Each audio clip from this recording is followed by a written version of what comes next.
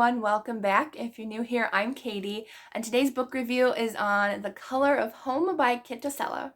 I just realized the book cover matches exactly with my shirt. I did not do that on purpose. But anyways, so thank you to Ravel for sending me a copy of this book to read and talk about with you all. This is a debut novel by Tosello, and this was literally the perfect time to pick it up. This one released a few months ago, and I just, honestly, I didn't pick it up until now, and I just felt like this was the perfect time for it.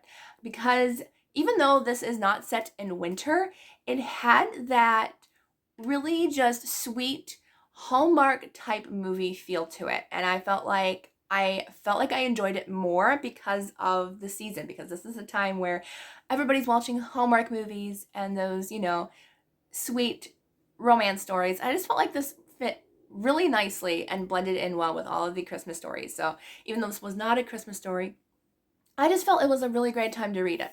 And it kind of gave a little bit of break from the cold season into a warmer season, but still have that sweet storyline. So in this story, we're following a girl named Audrey, and she's kind of just been living, honestly, kind of the life of drudgery, like just going from day to day. Like, I have a job, I have a goal to get better at that job, but she's kind of just stuck. And so something happens where she is called back home to where her aunt and uncle live, where her father grew up during the summers. And so she decides to go home and visit there just for a little while, just to help get things ready for her aunt and her uncle to move into like an assisted living facility.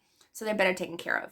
So she decides to go there, and it's just such a sweet story. She gets, interacting with the townspeople and seeing, how, like, wow, they still remember her even though she hasn't been back for like, I think like 13 years. They still remember her. They have fond memories of her father, and she just has all these memories coming at her where she's like, she's been hiding all of that, all those memories and everything from her past. And she's like, everything's kind of just bombarding me now. But, she's on the search for something more than what she had back in the city. And it was just a very, very sweet story. And there wasn't a ton of romance, I will say. It's very slow burn.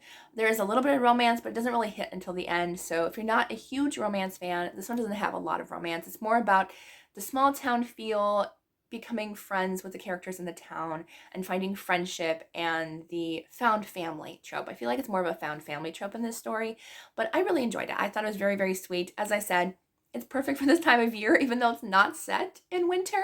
It just felt like a sweet, cozy read that you could just cuddle up with a nice blanket, a cup of cocoa, and have a wonderful story with a sweet hometown feel to it.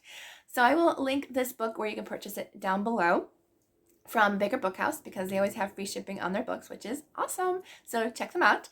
And as I said, thank you to Ravel for sending me a copy so I can talk about with you all.